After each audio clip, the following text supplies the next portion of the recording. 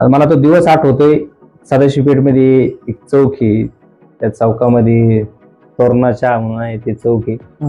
त्या चौकामध्ये मुलांनी मला त्या चहापाशी उभा राहून, विशाल म्हणून मित्र आहेत आमचे आणि अजून बाकीचे मित्र, त्यांनी एक शब्द मागितला होता मला. माझ्या एका गोष्टीमुळे त्या अपेक्षेचा भंग होणार आहे आणि तो जो प्रेशर होता माझा त्या गोष्टीचा, आता नक्कीच मला त्या 6 दिवसामध्ये मी एका आठवड्यातून मला 3 वेळेस हॉस्पिटलला जावं लागायचं.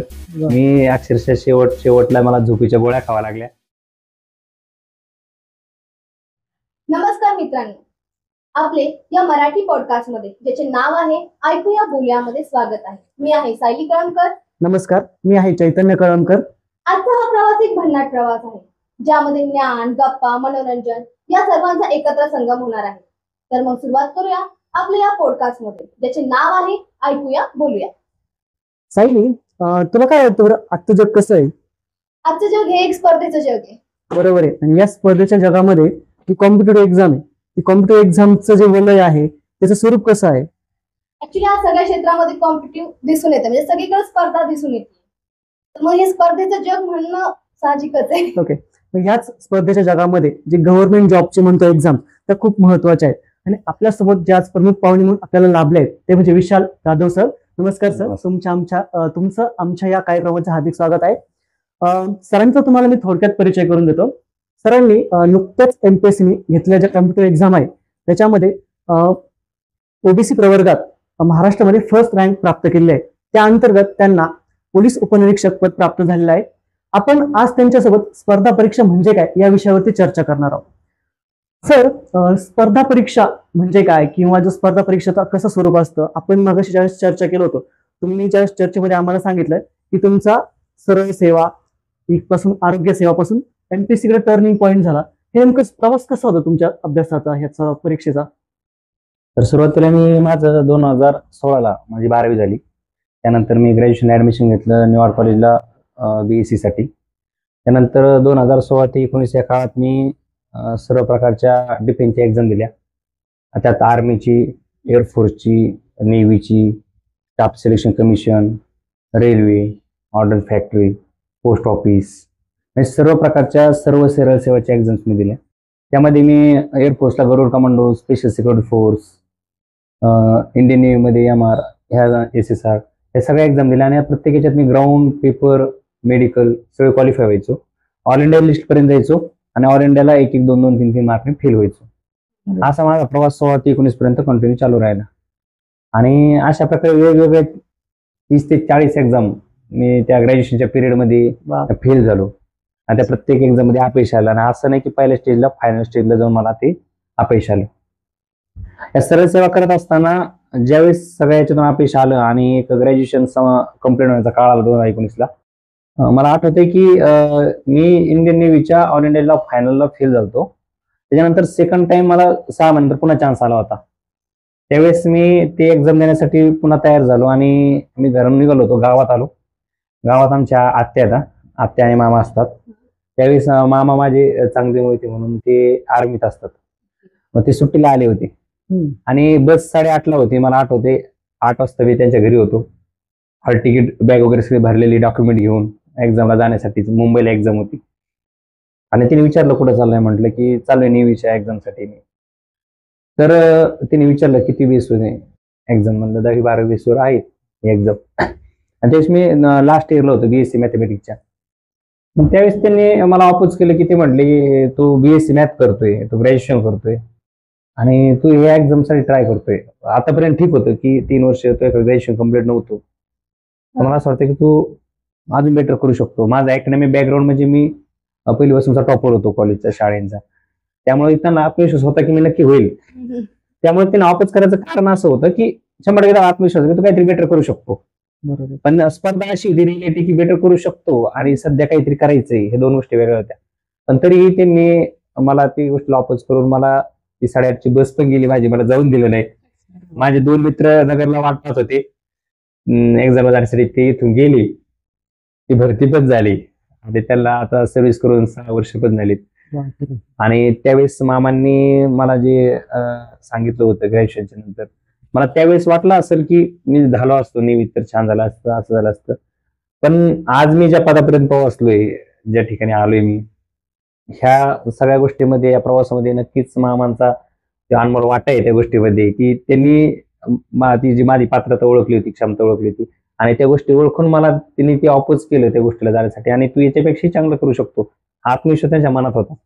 आणि नक्कीच तो आज सार्थ ठरला तो आत्मविश्वास. त्यांची जी अपेक्षा होती त्यांच्या नजरेतल्या, माझ्यावर असणारा विश्वास होता, ते नक्की आज सत्यात उतरला.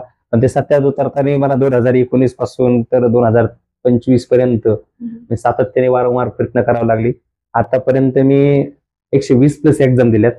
बापरे. 2019 नंतर पण मी सर्व प्रकारच्या सर्व एक्झाम दिल्या, आणि ह्या सगळ्या एक्झाम मध्ये मी फायनल जाऊन फेल झालो. आणि ह्या सगळ्याचं एकत्रित त्या अनुभवाच्या स्वरूपातून आज मी PSI पदी निवड झाली माझी, त्याचबरोबर आरोग्य सेवक आणि मंत्रालयात महसूल सहाय्यक, अशा 3 पदावर माझी निवड झाली. पण याच्या अगोदर मला त्या 120+ एक्झामच्या अपयशाला सामोरं जावं लागलं. पण हे जात असताना जो आत्मविश्वास मामाने दाखवला माझ्यावरती, नक्कीच त्याचं आज जे फळ आहे ते मला भेटलं. नक्की सार्थक झाले ते फळ. सार्थक झाले. म्हणजे ती बस हुकली, पण इकडं म्हणजे चांगली बस भेटली मला करिअर मध्ये. सर मला एक सांगा, तुम्ही जे पेपर दिले त्या पेपरचं स्वरूप कसं आहे? आताच्या पेपरचं स्वरूप जर पाहिलं झालं MPSCचं, तर त्याचं पूर्वपरीक्षेचा टप्पा असतो पहिला, ज्यामध्ये 3 ते 4 लाख मुलं फॉर्म भरतात. त्याच्यानंतर पूर्वपरीक्षेचा कट ऑफ लागतो, ते समजा 1:12 या रेशोमध्ये ज्या वॅकन्सी असतील त्यानुसार मुख्य परीक्षेला मुलं घेतात. त्यापैकी 7 ते 8 हजार सरासरी, जर जागा कमी जास्त असेल त्यानुसार मुलं घेतली जातात. त्यानंतर मुख्य परीक्षानंतर ग्राउंड फिजिकलचा एक टप्पा असतो, त्यात 1:4 मुलं घेतात. म्हणजे 400 जागा असतात तर 1600 मुलं, असे 1:4चा रेशो हा ग्राउंडसाठी असतो. त्याच्यातून जे क्वालिफाय होतील ती मुलं इंटरव्ह्यूसाठी क्वालिफाय होतात. जितकी मुलं ग्राउंड क्वालिफाय होतील तितकी इंटरव्ह्यू क्वालिफाय, आणि नंतर मग 1:1 आपला रेशो लागतो. आता यावेळीची कंडिशन अशी होती की आमच्याच बॅचला ग्राउंड 70 मार्कचं क्वालिफाय केलं होतं. याच्या अगोदर 2021च्या 22च्या बॅचला 100 पैकी 60 मार्कला ग्राउंड क्वालिफाय होतं. म्हणजे 60 मार्कच्या वरचा प्रत्येक मुलगा इंटरव्ह्यूसाठी क्वालिफाय, 100 मार्क कन्सिडर करत नव्हते, फक्त क्वालिफाय होतं. पण जर तुम्हाला 59.50 जरी पडलं तरी तुम्ही इंटरव्ह्यूसाठी डिस्क्वालिफाय होता. आमच्या वेळेचं असं झालं की 60चं ग्राउंड 70ला गेलं, त्यामुळे मुलं वर्षभर ग्राउंड करून सुद्धा फेल झाले. म्हणजे MPSCच्या इतिहासामध्ये एकमेव अशी भरती राहिली की ज्यामध्ये 150+ वॅकन्सी खाली राहिल्या. ते 374 वॅकन्सी होत्या आणि आम्ही फक्त 218 मुलं सिलेक्ट झालो. म्हणजे वॅकन्सी सुद्धा खाली राहिल्यात की त्यांना कॅन्डिडेट सुद्धा भेटले नाहीत. ह्या लेवलला कॉम्पिटिशन टफ झाली, टफ कॉम्पिटिशन झाली. आणि दुसरी गोष्ट की 60ला क्वालिफायचं ग्राउंड 70ला गेलं. पेपरचा सिलेबस पण बदलला होता, एका दिवशी पेपर आले होते, टफनेस पण होती, आणि या सगळ्या गोष्टी असताना ग्राउंड पण टफनेस केलं. आणि जे मुलं डिस्क्वालिफाय झाले ग्राउंडमध्ये ते 60 ते 70 मध्येच होते. म्हणजे जर ग्राउंड आतापर्यंत जे एक्झाम होते की ते 60च्या होत्या, ही 70ची केली. आता याच्या पुढची पण एक्झाम आहे ती 60ची केलेली, पुन्हा त्यांनी टफनेस कमी केली. फक्त आमची एक अशी बॅच आहे की ज्याच्यावर सगळे प्रयोग करून झाले, आणि त्याच्यात प्रयोगात्मक बॅच अशी होती की ज्याच्यात 150 वॅकन्सी खाली राहिल्या, त्यांना कॅन्डिडेटच अवेलेबल नाही झाले, अशा प्रकारची बॅच होती. आणि असं ही 4 प्रकारच्या टप्प्यातून पूर्व, मुख्य, ग्राउंड आणि मुलाखत असा प्रवास PSI साठी तरी आहे. हा जो प्रवास करत असला तुमची अभ्यासाची रणनीती कशी होती? म्हणजे कोणते संदर्भ ग्रंथ वाचले तुम्ही, किंवा कोणत्या गोष्टींना तुम्ही फॉलो केलं की ज्याच्यामुळे तुम्हाला युजफुल ठरल्या गोष्टी? हे करत असताना मी सुरुवातीला पाठ्यपुस्तक वाचले, जसे की सगळे मुलं सांगतात की पाठ्यपुस्तकावर वाचले पाहिजे. सुरुवातीचे 1-2 वर्षाच्या माझ्या डायरेक्शन चुकल्या, 2 ते 3 वर्ष डायरेक्शन चुकल्या म्हणाल मी. पाठ्यपुस्तक वाचले आणि त्याचबरोबर प्रत्येक विषयाचे खूप सारे रेफरन्स बुक मी वाचले. म्हणजे कोणतं रेफरन्स बुक योग्य आहे हे काय सुरुवातीला लक्षात आलं नाही. आणि हे आपल्याला कधी कळतं की जेव्हा आपण PK अनालिसिस करतो छान प्रकारे, त्यावेळी ती गोष्ट लक्षात येते. योग्य कोणाचं मार्गदर्शन असते, कोणीतरी गायडन्स केलेलं असते, सांगितलेलं असते हे मटेरियल करायचे, जेव्हा आपण टेस्ट सिरीज सॉल्व्ह करत असतोय. पण ह्या गोष्टीचं सुरुवातीला गायडन्स नाही भेटलं, पण नंतरच्या काळामध्ये जशा माझ्या चुका होत गेल्या, त्या चुकातून मला स्वतः शिकावं लागलं. मी सुरुवातीला 19 ते 23 मध्ये नगरला तयारी करत होतो अभ्यासाची, पण या काळामध्ये मला जे योग्य डायरेक्शन म्हणतो आपण गायडन्स ते थोडं कमी लाभलं. बरोबर. आणि दुसरी महत्वाची गोष्ट म्हणजे टाइम मॅनेजमेंट, टेस्ट सिरीज. ही टाइम मॅनेजमेंट नावाची गोष्ट, टेस्ट सिरीज प्रॅक्टिस क्वेश्चन पेपरची, ही गोष्ट इथं नगरमध्ये जी कमतरता होती, ही गोष्ट मला पुण्याला गेल्यानंतर अवेलेबल झाली. आणि माझ्या फेल्युअर आणि सक्सेस याला जोडणारा जो दुवा आहे तो नक्कीच तो टेस्ट सिरीजचा आहे. त्याचा जो अमूल्य वाटा आहे तो त्या टेस्ट सिरीज आणि टाइम मॅनेजमेंट, प्रेशर हँडलिंग त्याला मी देईल. कारण की मी 2020, 21, 22 सलग तिन्ही प्री फेल झालो सर्वच. आणि त्याच्यानंतर 2023 ची माझी पहिली मुख्य परीक्षा होती आणि ती माझी शेवटची पण मुख्य परीक्षा झाली नशिबाने.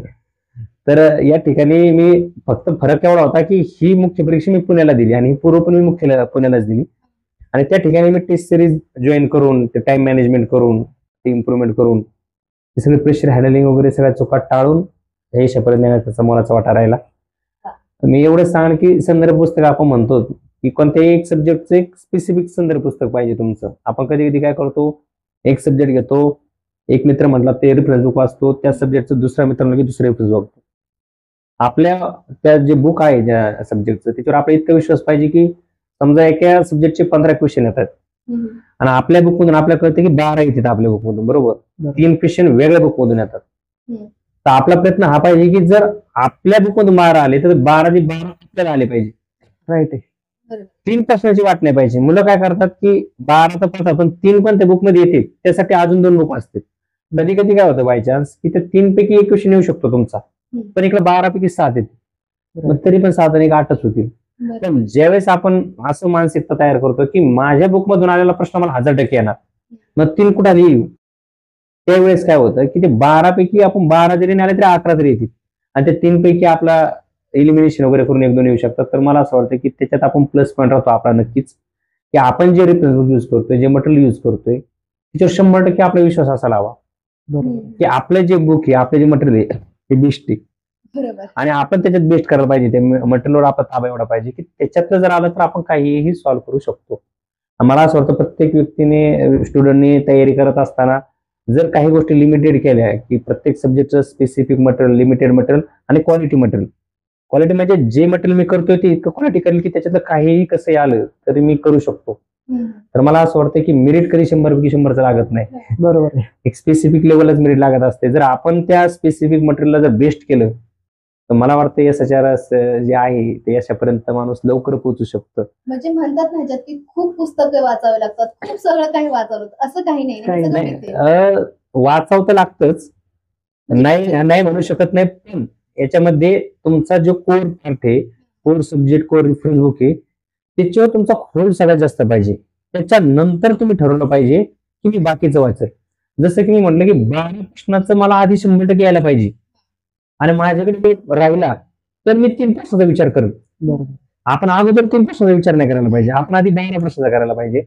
ते 12 प्रश्नाचं केलं तर मग मला असं होतं 3 प्रश्न करायला पण इझी जातात. जसं तुम्ही बोलले की जास्त केलं तर होतं असं, हे नक्कीच मी ते एक limited syllabus, limited material, PoK analysis आणि योग्य डायरेक्शन असेल तर सक्सेस पर्यंत नक्कीच पोहोचू शकतो. आणि आपल्याला त्या गोष्टी महत्वाच्या पण आहेत. मला जर संदर्भ ग्रंथ मी प्रॉपर वाचले, मला ते विषय कळायला पण मदत होती. ते विषय एकदा समजला की ते आपल्याला जे क्वेश्चन्स आहेत ते पण अनालिसिस करायला म्हणा किंवा त्याच्या आधारावरती काय येऊ शकतं ते प्रिडिक्ट करायला पण आपल्याला सहज सोपे जाऊ शकतं. त्याच्यामध्ये रिव्हिजन रिव्हिजन हा एक पर्टिक्युलर शब्द आहे, त्याच्यामध्ये तुमचं काय मत आहे? रिव्हिजन जी गोष्ट आहे याच्यावर सर्वात जास्त माझा फोकस जेव्हा मित्रांसोबत आम्ही चर्चा करतो परीक्षा बाबतीत, एक्झाम बाबतीत, तर रिव्हिजन शब्द हा जी आताची एक्झाम होती माझी आणि रिव्हिजन प्लस योग्य वेळेत योग्य रिव्हिजन, योग्य मटेरियल, योग्य कंटेंटला रिव्हिजन, ही जी कन्सेप्ट आहे ती आणि सक्सेस ह्या 2 गोष्टी बरोबरीच्या आहेत पॅरल.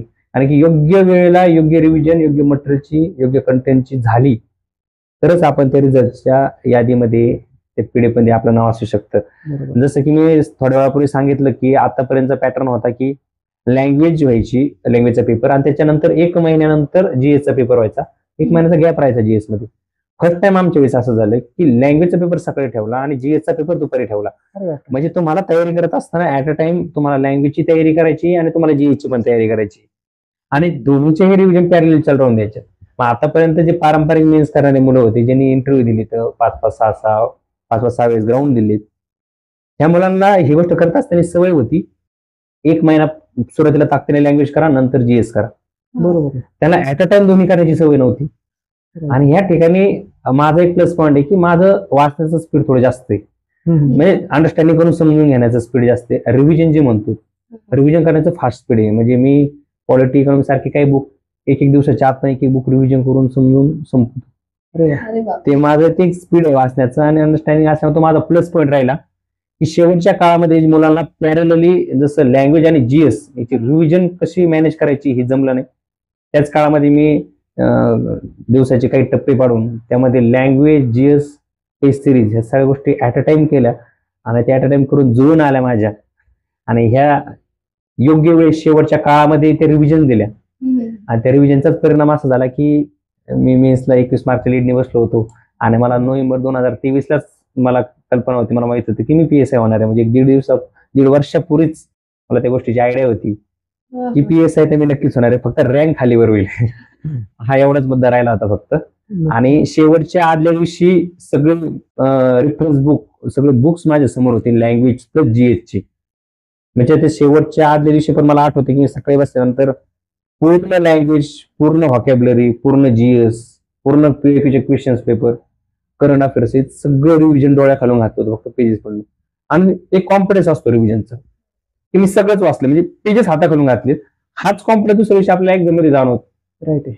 आणि त्याच गोष्टीचा परिणाम असतो की इलिमिनेशन करून चुकणारे उत्तर पण बरोबर येते नाही की आपल्याला नाही का सगळं साथ देतं आपलं आणि आतला आवाज असतो की मी सगळंच वाचले.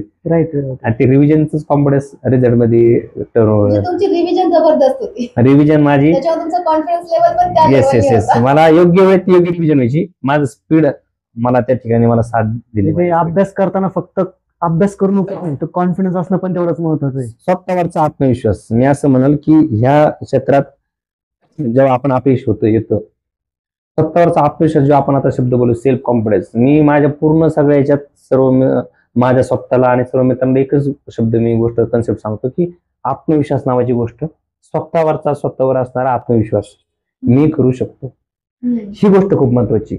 एक वेळ अशी येते की आपल्या सोबतची आपले मित्र परिवार, आपलं फॅमिली, आपले नातेवाईक, आपल्या खूप जवळचाही व्यक्ती एक वेळेस त्याची ही अशी शक्ती नजर आपल्यावर येते की बरोबर.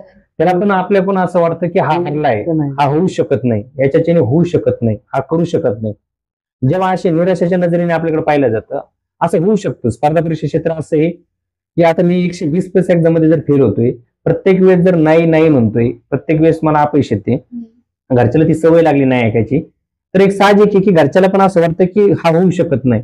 आणि साहजिक असते, मानसिकता असते सगळी, वाटून जाऊ शकतं की हा होऊ शकत नाही. बरोबर. मग ते घरच्याला वाटू शकतं, आपल्या रिलेटिव्हला वाटू शकतं, आपल्या जवळच्या व्यक्तींना, मित्रालाही वाटू शकतं, जे आपल्या लहानपणापासून सोबत आहे त्यालाही वाटू शकतं. त्यावेळेस आपला आतला आवाज हाच आपल्या सोबत असतो. ज्यावेळेस सगळी सिस्टीम, सगळा समाज आपल्या ऑपोजिट असतो, मला असं वाटतं त्या सगळ्यामध्ये जर तुमच्या सोबत खंबीरपणे जर कोणी उभा असेल तर तुम्ही स्वतः असता, तुमचा आतला आवाज असतो. ज्यावेळेस पूर्ण दुनिया तुम्हाला म्हणाल की तुम्ही करू शकत नाही आणि जर आतला एक आवाज देऊन तुम्हाला जर म्हटला हा तो करू शकतो, तर मला असं वाटतं तुम्ही कितीही लांबून अपयशी झाला, म्हणजे तुम्ही कट ऑफ लागलाय त्याच्यापेक्षा 30-40 मार्काच्या ही फरकाने तुम्ही फेल झालाय, खूप लांबून फेल झालाय, आणि तरी तुमचा आतला एक आवाज सांगत असेल की तू करू शकतो, तर त्यावेळी सगळी म्हणली की तू नाही करू शकत, तरी मला असं वाटतं तो आतला आवाज माणसाने ऐकायला पाहिजे. आणि त्या आवाजाच्या सोबत काय असायला पाहिजे की जे ते आतला आवाज म्हणाल की तू करतोय, ते सगळ्या संकटाला पार करून, सगळ्या निगेटिव्ह एनर्जीला पॉझिटिव्ह कन्वर्ट करून माणूस तिथपर्यंत नक्कीच पोहोचू शकतं. कारण की मला आठवतंय मी 2023 पर्यंत इथं होतो नगरमध्ये, 19 ते 23 पर्यंत. सप्टेंबर ऑक्टोबरचा 2022 असा काळ होता की मी एका मंथमध्ये 4 फायनल एक्झाम फेल झालो होतो. म्हणजे मी मंत्रालयाच्या महसूल सहाय्यकची मेन्स होती, त्याच्यात 7 ते 8 मार्कने फेल झालो. त्याच मंथमध्ये मी स्टाफ सिलेक्शनची ग्राउंड पेपर सगळं मेडिकल क्वालिफाय फायनलला 2-3 मार्कने फेल झालो. त्याच मंथमध्ये मी मुंबई पोलीसला 8-9 मार्कने फेल झालो. आणि त्याच मंथमध्ये मी NTPCची मेन्स दिली होती रेल्वेची, ती पण 3 मार्क्सने फेल झालो मी. म्हणजे एकाच मंथमध्ये मला फायनलचे 4ही निकाल फेल झालो. त्याच्या सेकंड मंथमध्ये मी राज्यसेवाची माझा प्रीचा स्कोर 118 होता, सेकंड आन्सर की 102 झाला, मेरिट 106. म्हणजे असं थोडक्यावरच होतो लगेच. आणि लगेच त्या कोरोना काळामध्ये एका मागच होता राज्यसेवा कंबाईन ग्रुप सी, कंबाईनची पण फेल झालो लगेच. त्याच्या थोड्या दिवसांनी ग्रुप सीचा माझा स्कोर 59 होता, सेकंड आन्सर की स्कोर 58, कट ऑफ 59. म्हणजे त्या 2 महिन्याचा पिरियड असा होता की मी 4 फायनल 3 प्री सगळे गेलेलो. आणि डिसेंबर 2022 ची अशी गोष्ट होती की मला अक्षरशः पोलीस भरतीचा फॉर्म भरलेला मी मुंबईचा. मी आदल्या दिवशी ग्रुप सी ची प्री फेल झालो मला कळालं. दुसऱ्या दिवशी मी शूज घेतले, मला कॉन्टॅक्ट केले पोलीस भरती करायला. आणि दुसऱ्या दिवशी सकाळी ग्राउंडवर आपल्या भुईकोट किल्ल्याच्या ग्राउंडवर रनिंगसाठी त्या ठिकाणी. आणि डिसेंबर जानेवारीला पुन्हा मी सगळं संपलंय असं वाटत होतं. त्यावेळेस पुन्हा जानेवारी 2023 ला मी पोलीसची तयारी सुरू केली. पण बाय चान्स असं झालं की उन्हाळा सुरू झाल्यामुळे ग्राउंड गेले पोलीस भरतीचे पुढं. मग मी काय केलं, पुन्हा ते शूज वगैरे ठेवून दिले आणि फेब्रुवारी 2023 ला सगळ्या बॅग भरल्या, उरलेली सगळी रद्दी विकली. आणि स्पेसिफिक जसं बोललो की काही सब्जेक्टचे ठराविक रेफरन्स बुक घेऊन एक 2 रेफरन्स बुक घेऊन मी पुण्याकडे निघालो. एवढ्या सगळ्या फेल्युअर्स झाल्यानंतर माणसाने घरी बॅग भरून निघायला पाहिजे. बरोबर आहे. एवढा अपयश आल्यानंतर की सगळ्या फायनल ऍट अ टाइम गेल्यात आणि सगळ्या प्री पण गेल्यात, असं वाटतं की आपण सगळं संपले. त्याच्याही नंतर माझा एक आतला आवाज म्हणत होता की ज्यावेळी जितक्या फरकाने तू फेल झाल्या पुढच्या तितक्याच फरकाने तू टॉप मध्ये राहशील. आणि तोच आवाज मी ऐकून मी पुण्याला निघालो. आणि मी पुण्याला निघत असताना मी शून्य होतो. म्हणजे माझ्याकडे सगळ्यांच्याच लायब्ररीतून मला सगळे वाटा लावायला आले होते, सगळे जीवाभावाची होते, पण प्रत्येकाच्या नजरेत ती निराशा होती. निराशा असायलाच पाहिजे, कारण की माझ्याकडं आशा असण्यासाठी रिझल्ट नव्हता, तेवढे फेल्युअर्स होते माझ्याकडे, फक्त सक्सेस काही नव्हतं. त्यावेळेस मी फेब्रुवारी 2023 ला पुण्याला गेलो आणि एप्रिल 2023 ला प्री होती पूर्व परीक्षा हीच PSI ची. तर त्यावेळेस माझा 58 स्कोर आला होता आणि ती टफेस्ट प्री होती, त्याच्यामुळं मुलांचा स्कोर खूप कमी होता. त्या प्री झाल्यानंतर 7 दिवसांनी मला कळालं की मी 7-8-10 मार्काच्या फरकने मी प्री पास होणार आहे आरामशीर. त्याच वेळेस मला ती कल्पना होती. त्याच्यानंतर एप्रिलला ती प्री झाली. पुन्हा मे जून जुलैला सगळ्या सरळ सेवा 75,000 मेगा भरतीचा लॉट आला. पुन्हा डायव्हर्ट झालं थोडा आणि सगळे तलाठी, फॉरेस्ट, एक्साईज, आरोग्य सेवक, आरोग्य खातं सगळे फॉर्म भरले आणि त्याचाच अभ्यास करत बसलो. म्हटलं आता मेन्स खूप लांब आहे. बरोबर. आणि सगळं करत असताना सरळ सेवा दिल्या. सरळ सेवाचा अभ्यास झाला नाही, पोस्ट म्हणजे अभ्यास झाला पण त्याच्यात काही हाती लागलं नाही आणि वेळ पण गेला. शेवटला मेन्सचा निकाल लागला, प्रीचा निकाल लागला आणि मी मेन्सला बसलो. 60 दिवस राहिले होते. मला असं कळलं की आपल्या हातात तर काहीच अभ्यास झाला नाही. आपण सरळ सेवा करताना एमपीसीचा अभ्यास झाला ना, सरळ सेवाचा झाला ना, पोस्ट भेटली. रिअलाइज झाले की 60 दिवस बाकी आणि आपलं स्वप्न आहे पुढे 60 दिवसानंतर जे आपली वाट पाहते. 5 नोव्हेंबर 2023 ला पेपर होता माझा. आणि त्यावेळेस 4 दिवस राहिलेले असताना आता मला कळालं की मी आता फेल झालोय. पहिले मी ठरवून घेतलं स्वतःला की मी पूर्ण फेल आहे. आता मला पास होण्याच्या दृष्टीने एक पाऊल उचलायचे. माझं मार्गक्रमण हे पास होण्यासाठी एक पाऊल पुढे राहील. सध्या मी फेल आहे, मी पास नाही. म्हणजे जेव्हा जुनी मला म्हणणं असतं की मला सगळं येते, मी पास आहे, माझी तर पहिलीच मेन्स होती. बरोबर. आणि माझ्याकडे 60 दिवस पण होते आणि माझ्या समोर ते कॉम्पिटिशन होतं. जे मुलांनी 5-5 इंटरव्ह्यू दिलेले, 5-5 मेन्स दिलेले, आता माझ्यापेक्षा सिनियर आहेत, एक्सपिरियन्स वाले येतं, अनुभवी व्यक्ती, त्यांना त्या 60 दिवसात कॉम्पिट करून मला अगोदर त्यांच्यापर्यंत पोहोचायचं होतं, त्याच्यानंतर त्यांच्या पुढे जायचं होतं. अगोदरचा प्रवास त्यांच्यापर्यंत जाण्याचा होता. ज्यांना एका दिवसात लँग्वेज कव्हर करू शकते असं म्हटलं त्यांच्याकडे रेडी होतं. आणि जिथं मला इंग्लिश ग्रामरला मला ABCD पासून सुरुवात करायची. मला ABCD आपल्याला, पण त्याच्यानंतरचं ग्रामर वीक होतं, इंग्लिश ग्रामर, तिथून सुरुवात करायची होती. आणि त्यांना कॉम्पिट करायचं होतं की ज्यांच्याकडे एक दिवसाचं मटेरियल रेडी लँग्वेजचं, त्या व्यक्तीसंग कॉम्पिट करत असताना रिअलिटी तर पहिले ऍक्सेप्ट केली मी. आणि आमचा मित्रपरिवार आहे, त्या मित्रपरिवाराच्या ग्रुपमध्ये मी सुरुवातीचाच कॅन्डिडेट की जो मेन्सला बसला होता पूर्व परीक्षा पासून. आणि त्या सर्व मित्रपरिवारांची तळमळ होती की मग मी पोस्ट काढली पाहिजे. मला तो दिवस आठवतोय. सदाशिवपेठमध्ये एक चौक आहे, त्या चौकामध्ये तोरणाच्या म्हणून आहे ते चौक आहे. त्या चौकामध्ये मुलांनी मला त्या चहापाशी उभा राहून, विशाल म्हणून मित्र आहेत आमचे आणि अजून बाकीचे मित्र, त्यांनी शब्द मागितला होता मला त्या ठिकाणी, की म्हटले की आमच्या सगळ्या ग्रुपमधून तू प्रतिनिधित्व करण्यासाठी पुढे चाललाय, आमच्या सगळ्या ग्रुपमधून पुढे चाललाय आणि तू पुढे जात असताना तुला 1000% तुला पासच व्हायचे. तू कारण नाही द्यायची तुला, म्हणजे सिली मिस्टेक झाल्यात, प्रेशर आला, रिव्हिजन झाली नाही, मी वाचलेले वेगळं आले, मटेरियल वेगळं होतं, माझा फर्स्ट टाइम होता, फर्स्ट मेन्स होती, हे कोणतेही कारण आम्हाला पाहिजे नाही. आणि हे सगळे कारण दिले तरीही चालतील, पण तू रिझल्टच्या यादीमध्ये नाव पाहिजे. पास रिझल्ट मध्ये नाव दाखव, हे सगळं कारण दे. त्यावेळेस त्या सगळ्या मित्रांच्या नजरेची तळमळ होती ना, की ते स्वतः त्या मेन्सला आहेत आणि माझं यश ते सगळ्या मित्रांचं यश असणार आहे. आणि नक्कीच मी सांगतो की त्या 60 दिवसाला मी 600 दिवस करण्यासाठी मी पूर्ण ताकद लावली. म्हणजे त्यातला प्रत्येक दिवस हा 60 दिवसाच्या बरोबरीचा करण्यासाठी मला जे काही करता आलं, आणि ते प्रत्येक दिवस मी जर स्वतःसाठी करत असतो तर नक्कीच माझी ताकद कमी पडली असती स्वतःसाठी करत असताना. पण ज्या अपेक्षा, ज्या भावनेने, ज्या आत्मविश्वासाने त्यांनी माझ्यावरती अपेक्षा व्यक्त केली ती, विश्वास दाखवला होता माझ्यावर की तू गेलाय आमच्यातून तर तू झालाच पाहिजे. जो आत्मविश्वास आपल्या घरच्यांनी पण आपलं ठेवला होता, एवढं एक्झाम फेल्युअर झाल्यानंतर पण सपोर्ट करता, ज्या नातेवाईकांनी, ज्या मामांनी मला सांगितलं होतं की तू बनशील, तो होणार एक दिवस अधिकारी. आणि ज्या सर्व, मी गावाकडे टॉपर्स असल्यामुळं गावातल्या प्रत्येक व्यक्तींच्या माझ्याकडे अपेक्षेने नजरा होत्या की कोणी नाही झाला तरी हा व्यक्ती होईल. गावाकडे प्रत्येक व्यक्तीच्या त्या अपेक्षेच्या नजरा होत्या. त्यांच्या नजरेत ती अपेक्षा दिसत होती की हा तर होईलच. आणि त्या 60 दिवसामध्ये मला वैयक्तिक जिम्मेदारीपेक्षा जी सामूहिक जिम्मेदारी जी असती, जबाबदारी नावाची गोष्ट सामूहिक, या सगळ्यांच्या अपेक्षा ज्या नजरा आहेत माझ्याकडे असणाऱ्या, त्या एका रिझल्टमुळे त्या अपेक्षा सार्थ ठरणार आहेत आणि माझ्या एका गोष्टीमुळे त्या अपेक्षेचा भंग होणार आहे. आणि तो जो प्रेशर होता माझा त्या गोष्टीचा, आता नक्कीच मला त्या 60 दिवसामध्ये मी एका आठवड्यातून मला 3 वेळेस हॉस्पिटलला जावं लागायचं. मी अक्षरशः शेवटला मला झोपेच्या गोळ्या खावा लागल्या झोप येण्यासाठी. पण इतर गोळ्या खाऊन सुद्धा मला 2 तास झोप येत नव्हती.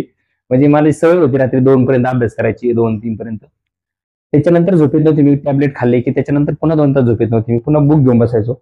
असं त्याच्या मला एकच सांगायचं की हा आपल्याला उद्या अभ्यास करायचा आहे, तो आत्ता झोप. मला सांगायचं की तू फेल होतोय. मनातून आवाज, कारण की मन आपलं खरं होतो, आतून आवाज यायचा की तुझी पूर्ण तयारी झालेली नाही, 100 मार्कची तयारी झाली नाही, तू फेल होते दररोज आणि तू का झोपतोय, तू फेल राहिले. आणि ती मुलं जिने आपल्या अपेक्षा ठेवल्या ते काय करणार. आणि मी मला सांगायचं नाही, हा मी उद्या अभ्यास करतो. कारण की ज्या वेळेस मी डाऊन पडन का त्यावेळेस मला ते मित्राच्या चेहरा आठवायचा. आणि माझ्या फोनमध्ये सेलिब्रेशनची व्हिडिओ होती 3-4 PSI सेलिब्रेशनची, ते मित्र आणि त्याचा पूर्ण ग्रुप सेलिब्रेशन करायचा. माझी एक भावना होती की ज्यावेळेस निकाल लागला आणि मी पास होईल त्यावेळेस हेच आपला मित्रपरिवार इतक्या ताकदीने आनंद साजरा करणार आहे की ज्या ताकदीने व्हिडिओ मला दिसते तोच आनंद त्यांच्या चेहऱ्यात दिसणार आहे आणि त्या ताकदीने ते सेलिब्रेट करणार आहे. जरी ते फेल झालो तर त्याच मुलाला आपल्याला सांत्वन करावं लागेल. दोन्ही टाइम डोळ्यातून पाणी येणार तर यायचे. एक आनंदाचं पाणी येणार आहे ज्यावेळेस मी सिलेक्ट होईल त्याच मित्रांच्या डोळ्यातून, आणि फेल झालो तर सांत्वन करताना दुःखाचं पाणी त्यांच्या डोळ्यात येणार आहे. आणि कुठेतरी दुसरा ग्रुप सेलिब्रेशन करतोय आणि आमचे मित्र मी फेल झाल्यामुळे मला त्यांना सांत्वन करावं लागेल माझ्यासाठी. मला ही वेळ त्यांची येऊन नव्हती द्यायची. तुम्ही आणून पण नाही दिली आणि त्यांच्या विश्वासाचं चीज करून चीज दाखवलंय. केलं. त्यांनी जो विश्वास तुमच्यावर ठेवलाय आणि नक्कीच तुम्ही आनंदाचे अश्रू आणले त्यांच्या डोळ्यात. आणि मला सांगायला खूप अभिमान वाटतो की ज्या दिवशी निकाल लागला आणि मला असं वाटलं होतं की या सगळ्या एक्झाम फेल झाल्यानंतर माझ्या डोळ्यात पाणी येईल का, पण माझ्या डोळ्यात काही पाणी आलं नाही. पण जे माझे मित्रपरिवार होता, जे माझ्यासोबत या 8 वर्षाच्या संघर्षाच्या काळात पदोपदी प्रत्येक दिवशी माझ्यासोबत होता, ते मित्रपरिवार त्या दिवशी रडला. अक्षरशः तो मित्रपरिवार रडला त्या दिवशी सक्सेस झाल्यानंतर. आणि ते आनंदाचे अश्रू होते. आणि ती त्यांची अपेक्षा तळमळ, माझ्याबद्दल असणारी ती भावना, प्रेम, त्या सगळ्यात तळमळीने तो प्रत्येक मित्र रडला. ऍक्च्युली ते स्वतः पास झाले, ते स्वतः स्वतःमध्ये असं ते कॉन्फिडन्स की मी PSI झालोय आणि भावना होती. ती प्रत्येक व्यक्तीच्या मनात, जसं तुम्ही बोलले की प्रत्येक मित्राच्या मनात जी भावना होती की मी स्वतः PSI झाली, ती तळमळ होती. जितका आनंद मला झाला नाही तितका आनंद त्याला झाला की जसं काही ते स्वतः PSI झाले. आणि नक्कीच ते स्वतः PSI झालेत ही भावना त्यांच्या मनात राहिली. आणि असंच प्रेम त्यांच्या माझ्या पाठीशी कायम असणारच या संघर्षाच्या काळामध्ये, पुढच्या प्रवासामध्ये. आणि त्यांच्याही संघर्षाच्या काळामध्ये मी पण त्यांच्या सोबत शेवटपर्यंत असाच राहणार आहे जोपर्यंत ते यशाचं शिखर गाठत नाही. कारण की या यशापर्यंत येण्यासाठी याच्यात माझा हातभार कमी. आणि पदोपदी प्रत्येक वळणावर त्या मित्रपरिवाराचा, त्या परिवाराचा, गावातील व्यक्तींचा, सर्व लहानपासून मोठ्यापर्यंत सर्व लहान मोठ्यांचा मार्गदर्शन, सल्ला आणि त्यांचा हातभार मला लाभलेला आहे. आणि स्पर्धा परीक्षेमध्ये जसं आपण थोड्या वेळापूर्वी बोललो की मित्रांची जी साथ असते, खूप मित्रांचा रोल काय असतो स्पर्धा परीक्षेमध्ये, की हा खूप महत्वाची गोष्ट आहे. याच्यासाठी एक्सप्लेन करण्यासाठी आपल्याकडे शब्द नसतात. ज्यावेळेस आपण फायनल निकाल रिझल्ट फेल होतो, आपल्या घरच्याला जास्त जाणीव नसते स्पर्धा परीक्षेची. ते आपल्याला म्हणतात की ठीक आहे, पुढच्या वेळेस ट्राय कर बरोबर. आणि होशील तू. एक वाक्य असतं, ते जास्त आपल्याला काही इन्स्पायर करू शकत नाही, काही करू शकत नाही. त्यावेळेस आपल्या सोबत असतो तो आपला मित्र परिवार, जिने आपल्याला तयारी करताना पाहिलेलं असतं आणि फेल तरी पाहिलं असतं. त्यावेळेस धीर देण्याचं, त्या परिस्थितीतून ताकदीने बाहेर येण्याचं आणि येणाऱ्या नवीन एक्झाम मधलं फोकस करून नवीन एक्झाम तुझी वाट पाहते, नवीन चान्स तुझा वाट पाहतोय, हे समजून सांगण्याचं काम म्हणजे ताकद देण्याचं काम आहे ना, ऊर्जा ते मित्र परिवार करतो. आणि की जर चांगला मित्र परिवार असेल तर मला वाटतं माणूस त्या यशापर्यंत लवकर पोहोचू शकतं. आणि जर मित्र परिवार चुकीचा असेल तर यश पण आपल्यापासून लांब जाऊ शकतं, मला असं वाटतं. बरोबर. तो मित्र परिवार असायला हवा की जे आपल्यासाठी काही चुकीचं होईल, आपल्यासाठी काही चांगले हे तिने सांगितलं पाहिजे, तोंडावर सांगितलं पाहिजे, गोष्टी बोलल्या पाहिजे, अप्रिशिएट केलं. असं नाही की त्याच्या चांगल्यासाठी काय चांगले ते आपल्याला सांगणं, आपल्यासाठी काय चांगले हे करत असताना कधी कधी त्याला आपली पण नाराजी उडून घ्यावी लागते. पण तरीही तो व्यक्ती आपली नाराजी उडून घेऊन पण आपल्या चांगल्यासाठी सांगत असतो चांगलं, तोच खरे चांगले मित्र असते. त्याने मला आनंद वाटतो सांगायला की मी इतके चांगले मित्र कमवले.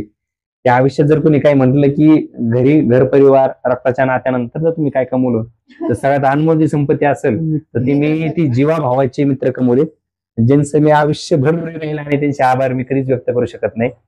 आणि जी आपण पैशात आणि कशातही त्याला तोडू शकत नाही. असं जे अमूल्य माणसाची संपत्ती असते ती ज्ञानानंतर नक्कीच तो मित्र परिवार असतो अनमोल. बरोबर आहे, नक्कीच बरोबर आहे. मित्र परिवार ज्ञानानंतर मित्रांचा साथ असतो आपल्याला. असते संघर्षामध्ये जो आपल्याला एक खरा गायडन्स करणारा, म्हणजे तू खचू नकोस, मी तुझ्या पाठीशी उभा आहे, ते म्हणणारा मित्र खूप महत्वाचा आहे. बरोबर, माझी साथ तुझ्या पाठीशी आहे. नक्कीच. ते प्रत्येक पदार्थात नक्कीच पाठीशी होती आणि पूर्ण ताकदीने होती. म्हणजे कितीही निगेटिव्ह सिच्युएशन आली तरी ती ऊर्जा देणार आहे की तो करू शकतो आणि आपण सगळे करू शकतो. बरोबर. आणि आपण सगळे या संघर्षातून सगळे सोबत आले, सगळे सोबत बाहेर जाऊन ही उमेद प्रत्येक वेळेस प्रत्येक मित्राने दिली, कधी कोसळू देत नाही. कोसळायला लागले तर ते मदतीचा हात आहे तेवढा मदतीच्या हातात त्या ताकदीने आपल्या पाठीशी उभा करतात. कधी कधी शब्दाने, कधी हाणून मारून, कधी कधी आपल्याला हसू देत नाही. मला असं वाटतं की कोणत्याही व्यक्ती आयुष्यात सक्सेस होण्यासाठी त्याला चांगल्या मित्राची खूप गरज आहे, बरोबर. चांगल्या साथीची, चांगल्या सल्ल्याची, चांगल्या मार्गदर्शनाची ती गरज आहे. आणि ह्या सर्वांच्या ही पलीकडं ही तर आहेच. त्याचबरोबर सर्वात महत्वाची गोष्ट मी वारंवार सांगेल की स्वतःवर असणारा आत्मविश्वास, स्वतःचा आतला आवाज, जोपर्यंत आपला आत्मविश्वास, आपला आतला आवाज आपल्या सोबत आहे की मी करू शकतो, ओव्हर कॉन्फिडन्स नाही पण एक पॉझिटिव्ह कॉन्फिडन्स, मीच करू शकतो हा ओव्हर कॉन्फिडन्स झाला. त्याच्यात कधी कधी आपण इम्प्रुव्हमेंट सोडून देतो, वीक पॉईंट पाहिजे सोडून देतो, आपले निगेटिव्ह पॉईंट पाहिजे सोडून देतो आणि मीच करू शकतो या आविर्भावात माणूस फेल्युअर करत जातो. पण हा सोडून देता मी करू शकतो ते आतला आवाज जेव्हा सांगतो की हा आता तयारी कमी पडली असेल पण मी करू शकतो, हा आतला आवाज जेव्हा आपल्या सोबत असतो तर मला वाटतं की तीही संकट आली तरी व्यक्ती नक्कीच ताकदीने टक्कर देऊन यश प्राप्त करू शकते. आता विद्यार्थी दशेमध्ये म्हणतो ना, समजा आता बरेच जण बोलतात, त्यांची पण मुलं म्हणतात, त्यांना जर विचारलं की तुम्हाला काय व्हायचंय तर ते म्हणतात की आम्हाला एमपीएससी एक्झाम, युपीएससी एक्झाम द्यायची. तर कॉलेज गोईंग स्टुडंटला जरी आपण विचारलं, मोस्ट ऑफ बाकी म्हणजे स्टुडंटला विचारलं किंवा त्यांच्या पॅरेंट्सला जरी विचारलं की काय बनायचं ह्याला, म्हणजे काय डिसाईड केलंय करिअर, त्यांच्या डोक्यामध्ये एकच असतं की आम्हाला एमपीएससी द्यायची, कॉम्पिटिटिव्ह एक्झाम द्यायची. तर मग माझं काय एक प्रश्न आहे की असा की स्कूल लेवल पासून सुरुवात करायला पाहिजे या कॉलेज लेवलला गेल्यानंतर ह्याची सुरुवात करायला पाहिजे, तुमचं काय म्हणजे ह्याच्यावर? माझं याच्यावर असं मत आहे की सध्या स्पर्धा परीक्षेची जी रियालिटी आहे, आतापर्यंतची रियालिटीची आणि आत्ताची रियालिटी खूप वेगळी. आतापर्यंत सुरुवातीला कसं राहायचं, आतापर्यंत की पोरं बीए ऍडमिशन टाका, बीएससी ला ऍडमिशन टाका, बाहेरून ऍडमिशन टाकून स्पर्धा परीक्षेची तयारी करायची, स्पर्धा परीक्षेला यायची. तो काळ वेगळा होता. आताचा काळ आणि आताची कॉम्पिटिशन एक वेगळ्या लेवलला गेलेली. आता मी वैयक्तिकरित्या जर मला विचारलं तर मी कधीच 10वी-12वीच्या मुलाला लगेच तुम्ही टार्गेट करा स्पर्धा परीक्षा आणि स्पर्धा परीक्षेत या हा सल्ला कधीच देणार नाही. मी ठामपणे हे का सांगतोय, कारण की एक वेगळ्या लेवलचं स्पर्धा परीक्षेचं क्षेत्र आहे की वेगळ्या लेवलच्या कॉम्पिटिशनला आपल्याला सामोरं जावं लागतं. बरं, सामोरं जात असताना स्पर्धा परीक्षेमध्ये एक सरळ सिलेबस असतो पदवीपर्यंतचा अभ्यासक्रम. बरोबर. असं कुठे इन डिटेल त्याला एक्सप्लेन केलं नसतं. पदवीपर्यंतचा अभ्यासक्रम म्हणजे तुम्ही स्पर्धा परीक्षा करताय तर तुम्हाला ज्या क्षेत्रामध्ये डिग्री घेतली तोच अभ्यासक्रम पुढे काम येणार आहे. तर मला असं वाटतं जेव्हा एखादा स्टुडंट विद्यार्थी 10वीला असेल, 12वीला असेल किंवा ग्रॅज्युएशन पिरियड मध्ये असेल तर सुरुवातीला त्याने त्याचं ग्रॅज्युएशन पूर्ण ताकदीने करायला पाहिजे आणि ते सगळ्यात चांगल्या आवडत्या क्षेत्रामध्ये, स्ट्रॉंग फील्डमध्ये, ज्याला स्कोप आहे मार्केटमध्ये, ट्रेंडिंग मध्ये, ज्याला जॉब ऑपॉर्च्युनिटी सगळ्यात जास्त येतात, आवडत्या जॉब ऑपॉर्च्युनिटी, सगळ्या गोष्टींचे अनालिसिस करून त्याने त्याचं ग्रॅज्युएशन स्ट्रॉंग करायला पाहिजे. म्हणजे असं ग्रॅज्युएशन मध्ये हे मॅटर नाही करत ना की सायन्स साईडनेच गेलं पाहिजे किंवा आर्ट साईडने गेलं पाहिजे, कारण की मोस्ट ऑफ असं म्हणतात की आर्ट साईड बेस्ट आहे, कॉम्प्युटर एक्झाम आर्ट साईडला जा. सायन्स कडे कमी वळत कमी, हा. असं बोल. नाही, आता कसं झालंय की त्याचा पण मी मुद्दा सांगेल तुम्हाला. सायन्स आर्टचा फरक काय होतं की जसं की आपण बोललो सायन्स आणि आर्ट्स, की माझी जी कॉम्पिटिशन होती, आता जी एक्झाम होती, त्यामध्ये फर्स्ट टाइम असं झालं की 15 क्वेश्चन मॅथचे 20 ला केली, 100 पैकी, आणि टाइम मॅनेजमेंट 60 मिनिटाचं. मुलांना टाइम मॅनेजमेंट जुळलं नाही की मॅथचं वेटेज वाढले. मेन्सला 22 क्वेश्चन म्हणजे 44 मार्क मॅथ्सचे आले. मग या ठिकाणी काय झालं की मॅथ्सचं वेटेज वाढलं, टाइम मॅनेजमेंट मुलांना जुळला नाही, मॅथ्सचं वेटेज वाढलं, मॅथ मुलांचं वीक. जसं की बीए बॅकग्राऊंडची मुलं आणि माझं बीएससी मॅथमॅटिक्स झालेलं आहे, तर नक्कीच मी माझं मॅथमॅटिक्स झाल्यामुळे माझा हा प्लस पॉईंट होता की ज्या ठिकाणी बीए वाला मला कॉम्पिटिशन होतं आणि मी माझं मॅथमॅटिक्स झाली तर अगदी मी काही सेकंदात एक्झाम्पल सॉल्व्ह करू शकतो. मला विदाउट प्रेशरचं मी सॉल्व्ह करू शकतो ते एक्झाम्पल वगैरे. हे माझ्या ग्रॅज्युएशनचा फायदा. ज्या ठिकाणी जागा रिक्त राहत्या, ज्या ठिकाणी कॉम्पिटिशन हाय लेवलला गेली, मुलांचा स्कोर डाऊन होतोय, हा माझा प्लस पॉईंट होता. म्हणजे माझ्या सक्सेसमध्ये त्या बीएससी मॅथचा पण खूप सारा वाटा आहे एक्झाम मध्ये, म्हणजे माझ्या ग्रॅज्युएशनचा वाटा आहे मी असं म्हणून. आणि आताची कॉम्पिटिशन हाय लेवलला आहे की जे मुलांचं मॅथ्स आणि सायन्स खूप स्ट्रॉंग आहे आणि स्पर्धा परीक्षेमध्ये मॅथ्स आणि सायन्सचा वाटा इतका अमूल्य आहे की त्याला तुम्ही ऑप्शनला ठेवून तुम्ही पोस्ट घेऊ शकत नाही. तुम्ही पोस्ट होल्डर कॉम्प्युटर एक्झाम मध्ये होऊ शकत नाही. तुम्ही युपीएससीचं जरी केलं, सीसॅट आता खूप टफनेस वाढलाय, क्वालिफाईंग करण्यासाठी तुम्हाला मॅथमॅटिक्स रिझनिंगचं वेटेज असते. तुम्ही एमपीएससी करताय त्या सुद्धा सीसॅट मॅथ रिझनिंगचं वेटेज असते, सायन्सचं वेटेज असते. त्या ठिकाणी आपलं ग्रॅज्युएशन जर स्ट्रॉंग नसेल तर मला वाटतंय तुम्ही बीए बीकॉम वाले जे मुलं आहेत हे तुम्ही इंजिनिअरिंग करणारे, सायन्स मॅथ्स घेऊन स्पेशलायझेशन करणारे, डॉक्टरी करणारे, लॉ करणारे, ह्या मुलांना तुम्ही कॉम्पिट करू शकत नाही.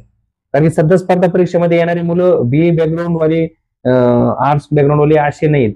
सध्या एमपीएससी कोरोना काळानंतर अशी सिच्युएशन झाली की यामध्ये येणारे मुलं प्रत्येक क्षेत्रातले, मग ते डॉक्टर मेडिकल फील्ड असो, ते इंजिनिअरिंग फील्ड असो, तुमची लॉची फील्ड असो, बीए बीकॉम बीएससी असो, बीसीए असो, बीबीए असो, तुमची सगळ्या फील्डमधले, सगळ्या क्षेत्रातील, सगळ्या युनिव्हर्सिटीतील, सगळ्या कॉलेजचे टॉपर्स स्पर्धा परीक्षा क्षेत्रात येतात.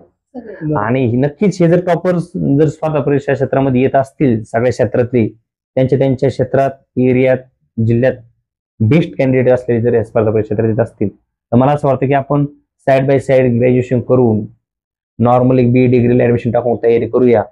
तर ही व्यक्ती त्या व्यक्तींसोबत कॉम्पिट नाही करू शकत. ज्या व्यक्तींचं स्पेशलायझेशन सायन्स मॅथ्स सब्जेक्ट घेऊन केले त्यांनी आणि ते स्पर्धा परीक्षा क्षेत्रात येत आहेत तर नक्कीच त्या ठिकाणी त्याचा प्लस पॉईंट होतो. आणि दुसरी महत्वाची गोष्ट की तुम्ही सायन्स आपलं ग्रॅज्युएशन, मला असं म्हणायचं की प्रत्येक विद्यार्थ्यांनी इतकं स्ट्रॉंग करायचं की त्याच्यातच तुम्ही स्वतःचं बेस्ट करा. पहिल्यांदा स्पर्धा परीक्षा हा नंतरचा मुद्दा आहे. तुम्ही 10वी 12वी करताय, ग्रॅज्युएशन करताय की त्या सब्जेक्टमध्ये, त्या डिग्रीमध्ये इतकं बेस्ट करा की तुम्ही त्या ठिकाणी टॉप असले पाहिजे. म्हणजे एखादा विद्यार्थी म्हणत असेल की मला 10वीला 70% पडतं तर त्याने टार्गेट असायला पाहिजे की मी 80 पाडेल. तो व्यक्ती जर म्हणत असेल की मी 80% पाडून मी फर्स्ट होतो 10वीला, मग मी काय उरलेल्या टाइमात एमपीएससी करू का यूपीएससी करू, तर ते व्यक्ती ठरवलं पाहिजे मी फर्स्ट येतो पण मला 80% पडते, मी 95% फर्स्ट का नाही येऊ शकत, 98% फर्स्ट का नाही येऊ शकत. म्हणजे मी तो 100% सिलेबस 10चा कव्हर करून मी त्याच्यात बेस्ट असायला पाहिजे. मी 12 पर्यंतचा ग्रॅज्युएशनचा सिलेबस कव्हर करून मी त्याच्यात 100% बेस्ट असायला पाहिजे. आणि स्पर्धा परीक्षा म्हणजेच ग्रॅज्युएशन, तुमचा जो तो पाया भक्कम होतो तो स्पर्धा परीक्षा आहे. मुलं काय करतात की त्याला साईड बाय करतात आणि स्पर्धा परीक्षेत फोकस करतात. आणि स्पर्धा परीक्षा करत असताना मॅथ्स आणि रिझनिंगचे क्लासेस लावतात आणि कॉलेजला ती मॅथ्स रिझनिंग करत नाही, त्याला साईड बाय करतात. तुम्ही जर मॅथ्स आणि रिझनिंग जर कॉलेजला स्ट्रॉंग करताय तर तुम्हाला त्याचा क्लास लावण्याची गरज नाही. जर तुम्ही सायन्स स्ट्रॉंग करताय तर तुम्हाला सायन्सचा क्लास लावण्याची गरज नाही. तुम्ही ग्रॅज्युएशन पिरियड मध्ये अकॅडमिक बॅकग्राऊंड मध्ये तुम्ही ते सगळे वीट ठेवतात स्टुडंट, आणि स्पर्धा परीक्षा क्षेत्रामध्ये त्याचे प्रायव्हेट क्लास लावतात. तुम्ही जर इथं स्ट्रॉंग केलं तर मला वाटतं क्लासेसची गरज नाही पडत. तुम्हाला फक्त डायरेक्शन, संदर्भ पुस्तकं, टाइम मॅनेजमेंट, टेस्ट सिरीज आणि पीआयक्यू अनालिसिस ह्याच गोष्टीची गरज पडत. तर प्रत्येक व्यक्तीने अगोदर त्या विद्यार्थ्यांनी स्वतःच्या क्षेत्रात त्या डिग्रीमध्ये बेस्ट करायला पाहिजे, त्याच्यावरच त्या ऑपॉर्च्युनिटी सगळं ट्राय करायला पाहिजे. आणि त्याच्यानंतर त्याला असं वाटलंय की मला स्पर्धा परीक्षा करायची, तर त्याने 100% त्याला काय ठरवलेला टाइम आहे 1, 2, 3 वर्ष द्यायला हरकत नाही. पण ती तयारी करत असताना त्याच्या मनात एक भावना यायला नको की मी जर याच्यात अपयशी झालो तर मागं गेल्यानंतर प्लॅन बी म्हणून काय. बरोबर आहे. एक ते सर्वात महत्वाची गोष्ट. प्लॅन बी. तर ज्यावेळेस मी त्या डिग्रीवर फोकस केला की स्ट्रॉंग पाहिजे.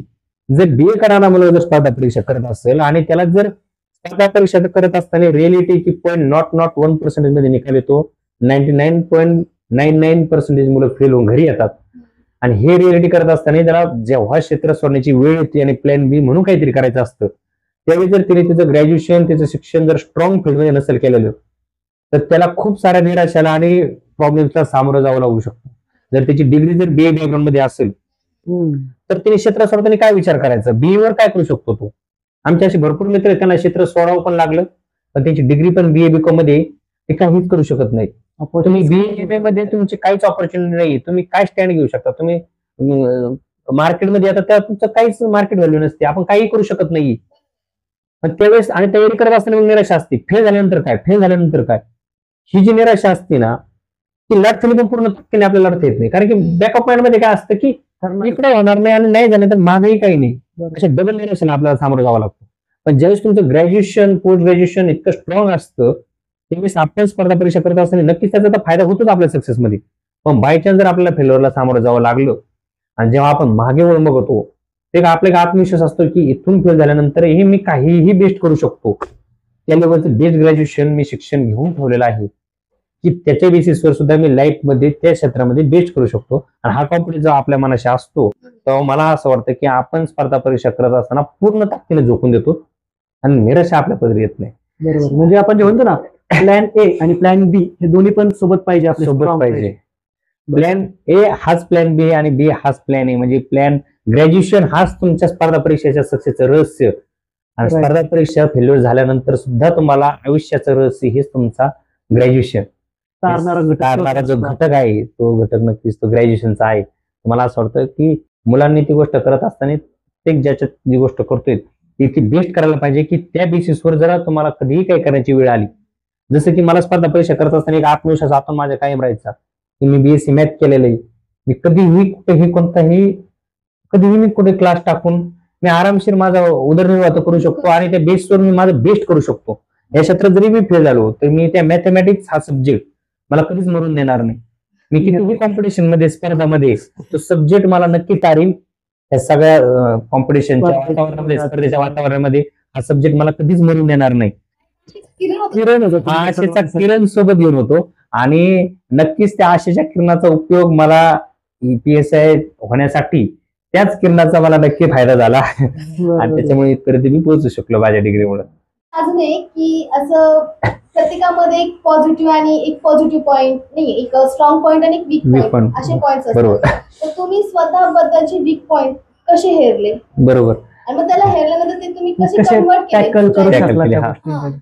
मला असं वाटतं की सक्सेस भेटण्यासाठी सर्वात महत्त्वाची गोष्ट काय असेल तर स्वतःला ऑब्झर्व करणे, स्वतःला अनालिसिस करणे, स्वतःवर काम करणे, एकांतात राहून. 4 मुलामध्ये राहून आपण स्वतःवर काम नाही करू शकत. ज्यावेळेस कधी मोकळा वेळ असेल तर प्रत्येक व्यक्तीने स्वतः एकांतात बसून स्वतःबद्दल विचार केला पाहिजे की माझे सगळ्यात स्ट्रेंथचे पॉईंट कोणते आहेत आणि माझे सगळ्यात वीक पॉईंट कोणते आहेत. तुमचे सगळे वीक पॉईंट माणसाने एक लिस्ट बनवलं पाहिजे आणि स्ट्रॉंग पॉईंटची लिस्ट बनवलं पाहिजे. आणि स्ट्रॉंग पॉईंटला ऑलवेज त्या स्ट्रेंथला त्या स्ट्रॉंग लेवलला कसं राहील याच्यासाठी पण प्रयत्न पाहिजे. आणि जे वीक पॉईंट आहेत आपले त्या वीक पॉईंटला पण कसं स्ट्रेंथ लेवलला नेऊ शकतो, त्याला पॉझिटिव्ह मध्ये कसं कन्वर्ट करू शकतो त्या लेवलने पण प्रयत्न करायला पाहिजे. जसं की सब्जेक्ट मध्ये जर आपले 2 सब्जेक्ट असते, स्ट्रॉंग असते ना वीक असते, मुलांनी जर ऑब्झर्व केलं की हा माझे हे स्ट्रॉंग सब्जेक्ट आहे आणि हे वीक सब्जेक्ट आहे, मी वीकला त्या स्ट्रॉंगच्या बरोबर नेईल. हा पण हे करत असताना स्ट्रॉंग सब्जेक्टला नजर अंदाज व्हायला नको, राईट, तो वीकला जायला नको. तुमचा स्ट्रेंथचा सब्जेक्ट हा स्ट्रेंथलाच असायला पाहिजे आणि वीकचा सब्जेक्ट हा तो पण स्ट्रेंथला गेला पाहिजे. ज्यावेळेस आपला वीकचा सब्जेक्ट स्ट्रेंथला जातो आणि स्ट्रेंथचा सब्जेक्ट स्ट्रेंथला जातो त्यावेळेस यश तुमच्यावर कोणी खिचून जाऊ शकत नाही. मोठा मुद्दा आहे की प्रेशर हँडल होत नाही लवकर. येस. म्हणजे त्या प्रेशरच्या ह्याच्यामध्ये आपण क्वेश्चन कधी असं होतं चुका होण्याचे पण की सगळ्यात जास्त कधी-कधी असं होतं असतात. की क्वेश्चन पेपर बघितला ना सगळं आंधळा येऊन जातं. म्हणजे काहीच दिसत नाही असं प्रेशर येतं काही बरोबर. काहींना. त्याच्यातून एकच उपाय बाहेर येण्याचा, टेस्ट सिरीज प्रॅक्टिस. म्हणजे 10 मुलामध्ये 50 मुलामध्ये टेस्ट सिरीज सॉल्व्ह करणं आणि हजारो मुलामध्ये. नगरला आपण मी लायब्ररीत 10-50 मुलात करायचो सॉल्व्ह.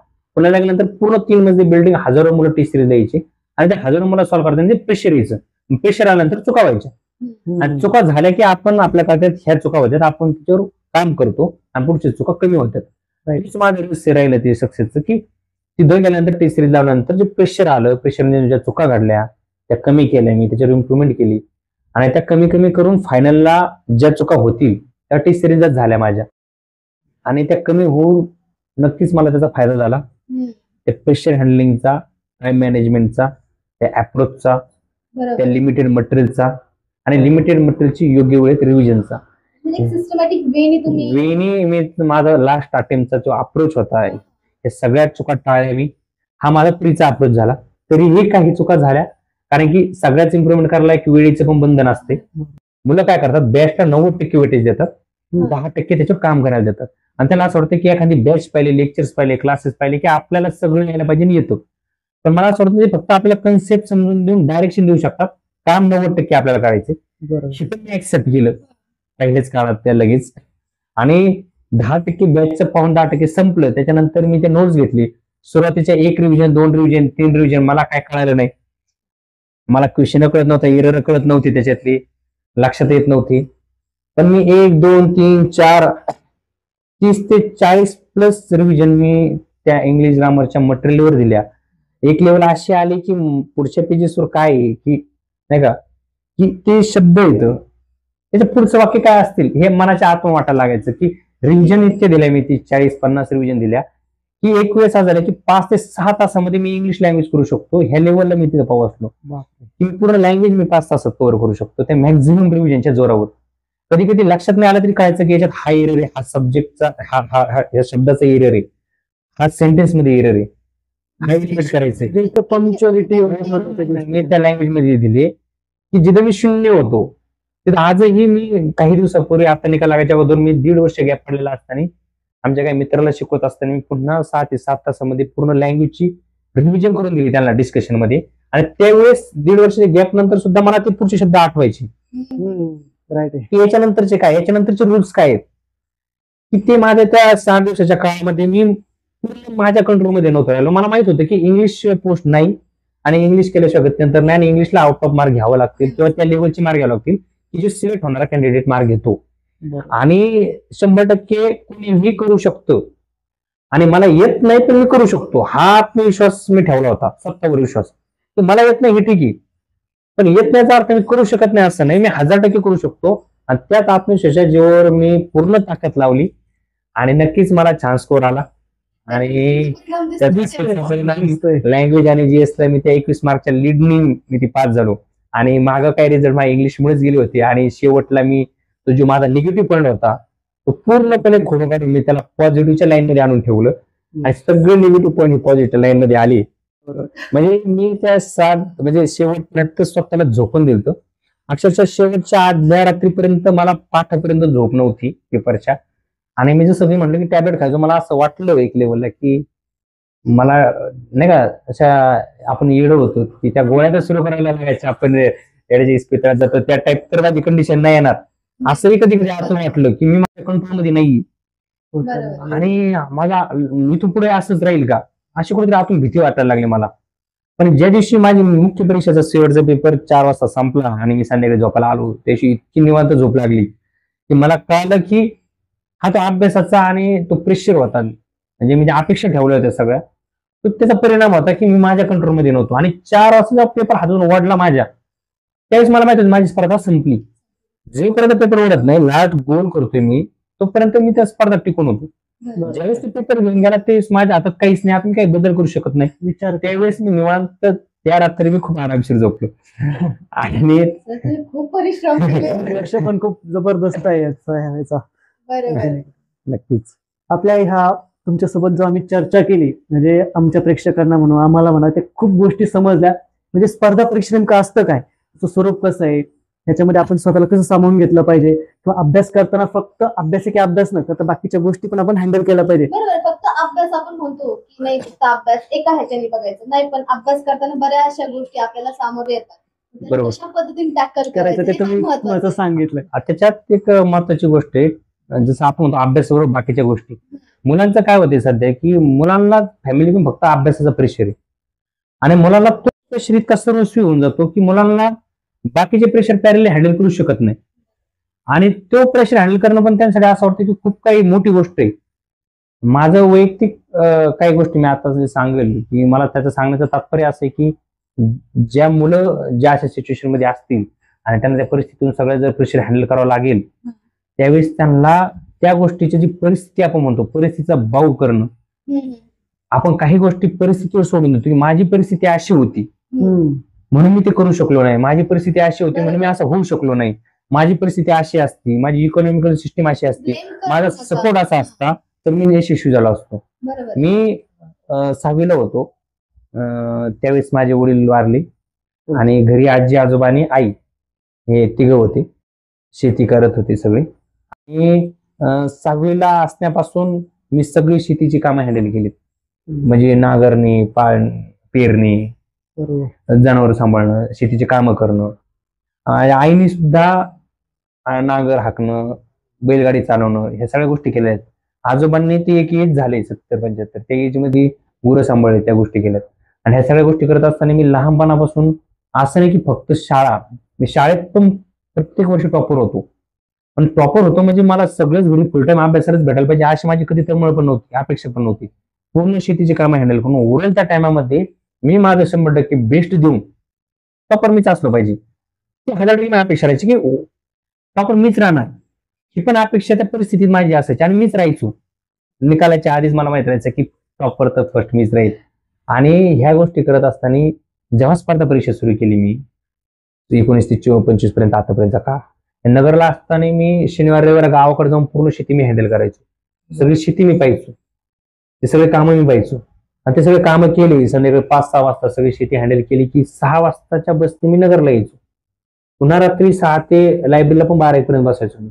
मग आतून एक भावना राहायची की आपण 2 दिवस गावाकडे गेलो, कोणीतरी आपल्यापेक्षा पुढे जाते काय अभ्यास करताना, आपण कुठेतरी महाग पडले 2 दिवस.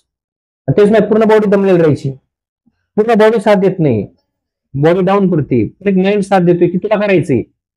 हे सगळ्या जे माझे मित्र मी बोललो की जे रडले त्यांनी ह्या माझ्या संघर्ष लहानपणापासूनचा त्या संघर्ष करताना स्पर्धा परीक्षेमध्ये प्रत्येक पदोपदी पाहिलंय त्यांनी, ते रडण्याचं कारण त्यांचं ती. आणि याचा मी कधी परिस्थितीचा भाव नाही केला की मला जावं लागते, बाकीचे मुलं अभ्यास करतील त्यांना सपोर्ट करतील आणि मी काम करून सगळ्या गोष्टी हँडल करून फॅमिलीची सगळी जिम्मेदारी हँडल करून सोशल प्रेशर हँडल करून पब्लिकचा, रिलेटिव्हचा, फॅमिलीचा सगळ्या गोष्टी हँडल करून मी करतोय. मग याच्यामुळे मी फेल्युअर होईल, मग मला फेल झाल्यानंतर मी कोणाला तरी सांगेल, याचा कधी भाऊ केला नाही.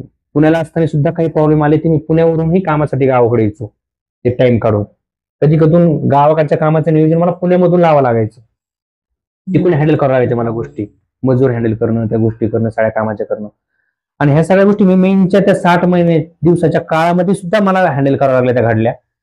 पण मी कधी त्या गोष्टीचा आधी कधी भाव नाही केला की मला पॅरलली मला घरच्या कामाचं पण प्रेशर आहे, मला त्या गोष्टी पण हँडल करायच्या, सिच्युएशन पण हँडल करायची, फॅमिलीचा पण प्रेशर येतोय, ती जिम्मेदारी पण हँडल करायची आणि स्पर्धा परीक्षेचं पण प्रेशर हँडल करायचं आहे. एक लेवल अशी आहे ती जिम्मेदारी हँडल करून करून की माझ्यासाठी त्या गोष्टी नॉर्मल जात्या, पण त्या नॉर्मल नसतात. मला असं सांगायचं नाही मुलांना की परिस्थितीचा भाव करू नका. आणि मी या परिस्थितीला माझा निगेटिव्ह पॉईंट नाही समजला, कधी माझी स्ट्रेंथ समजली. कधीच ह्या गोष्टीला मी माझा निगेटिव्ह पॉईंट म्हणून कधी पाहिलं नाही की ह्या गोष्टी माझ्याकडे कमी आहेत म्हणून मी फेल होईल.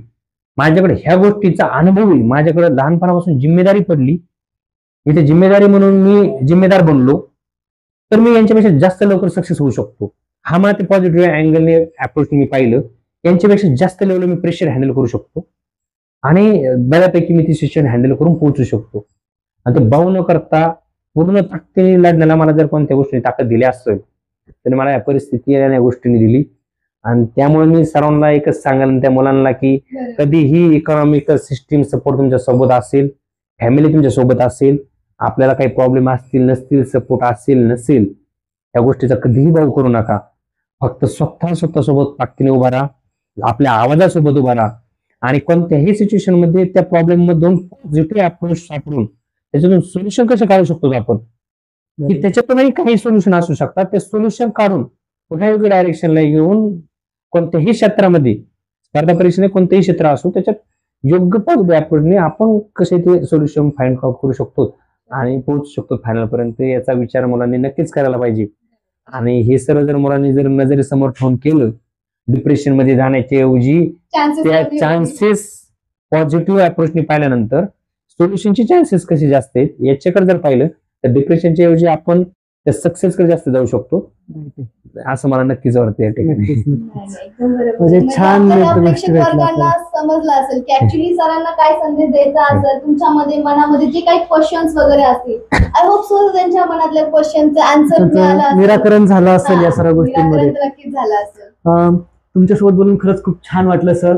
आमच्या प्रेक्षकांना पण नक्कीच आनंद झाला असेल. आणि आपला हा जो विषय आपण त्यांच्या सर्वांसमोर जो मांडला त्यातून एक मेसेज म्हणा किंवा अभ्यास करायची पद्धत म्हणा किंवा तुमचा जो स्वतःचा संघर्ष आहे तो खूप छान पातळीवर तुम्ही करा.